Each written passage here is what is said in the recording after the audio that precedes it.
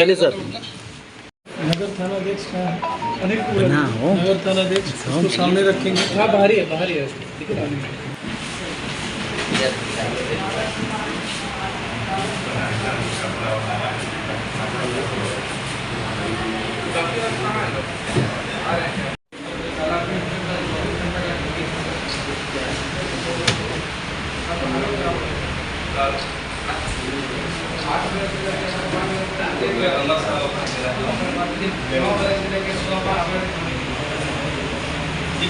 जो आपराधिक घटनाएं पिछले कुछ दिनों में घटित हुई है उसको लेकर जो गठित दल है उसके द्वारा जो त्वरित कार्रवाई की गई है उसके बारे में आज की प्रेस विज्ञप्ति है।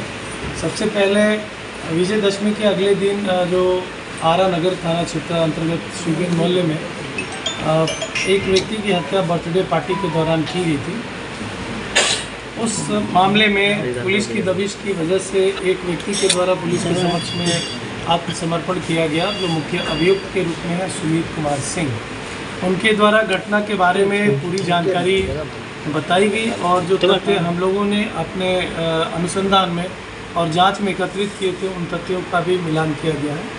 तो घटना में सत्यता काफ़ी हद तक हम लोगों ने जो उससे निकाली है उसमें एक व्यक्ति के द्वारा ही अचानक जो सडन प्रोवोकेशन है उस दौरान इस तरह की वारदात की गई है। चूँकि एक बर्थडे पार्टी में सभी को निमंत्रण मिला हुआ था और उस जगह पर वो लोग उपस्थित थे। शराब भी उस जगह पर लोगों ने सेवन किया था, इसकी भी पुष्टि हुई है।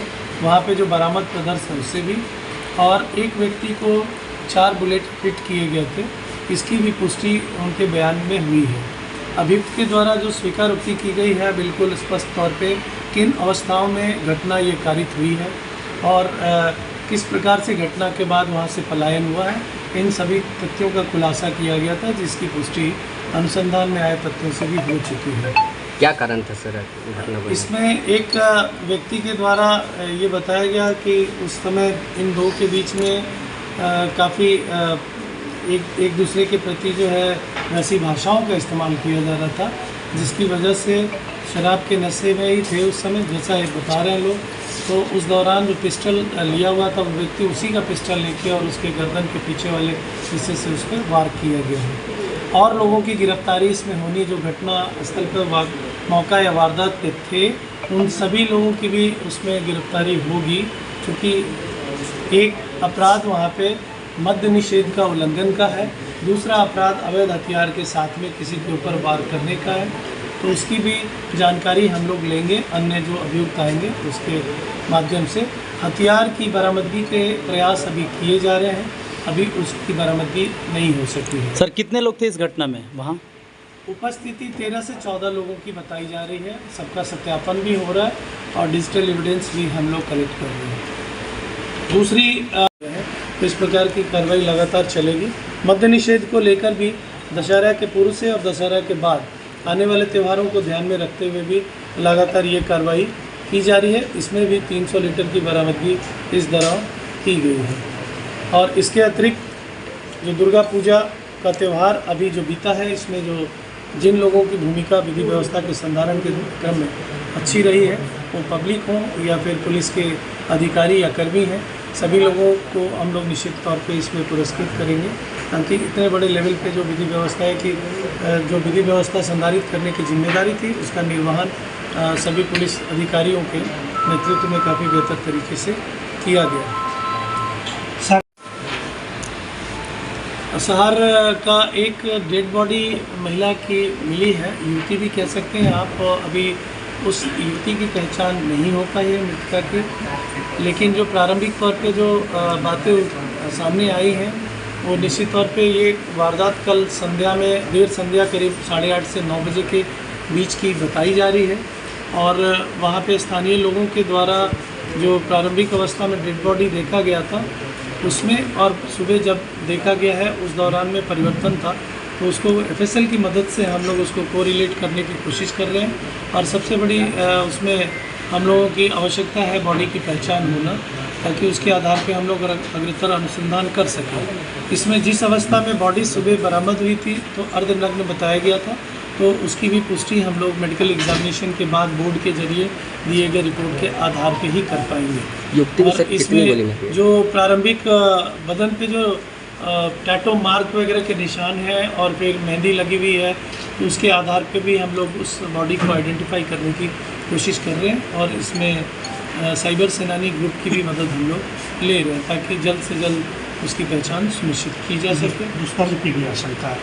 तो ये मेडिकल एग्जामिनेशन के बाद ही कहना उचित होगा, क्योंकि किस अवस्था में वहाँ पे बॉडी पहुँची है ये अभी बैलिस्टिक की रिपोर्ट भी प्रॉपर इसमें नहीं है कि घटनास्थल वही है। सच्चा कितनी गोली मारी गई है सर? यहाँ में मामला हुआ है जिसमें आपको भी ज्ञप्ति मिली है कि युवक की पिटाई की मामला आ रहा है, जिसमें गंभीर रूप से उसकी हालत बड़ी नाजुक बनी हुई PMCH में वो भर्ती है।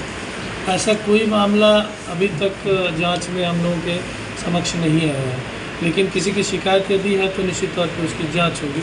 अनुमंडल पुलिस पदाधिकारी जगदीशपुर उसकी जांच करेंगे और जैसा आएगा तो उसमें दोषी कोई आएगा तो निश्चित तौर पर आगे बढ़ेंगे।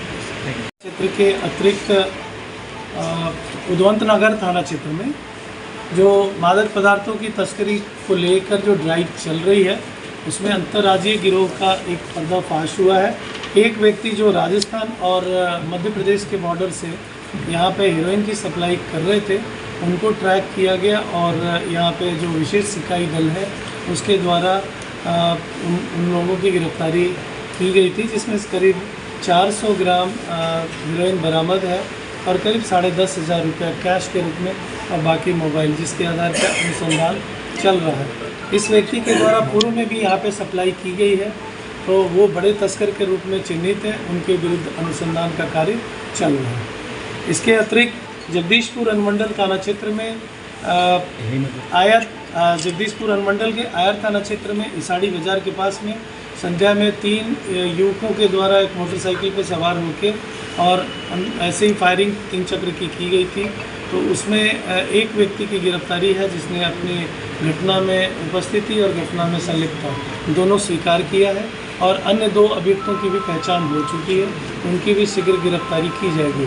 इस घटना में प्रयुक्त जो मोटरसाइकिल है उसकी पहचान डिजिटल एविडेंस के भी आधार पर और अभियुक्त के द्वारा बताए हुए निशानदेही पे वो मोटरसाइकिल भी बरामद की गई है। इस घटना के पीछे का मूल कारण 2 लोगों के बीच में, कहन गांव के लोगों के बीच में और जो युवक हैं इनके बीच में कहासुनी कुछ दिन पूर्व हुई थी, उसको लेकर ही ये कार्य वहाँ पे किया गया है।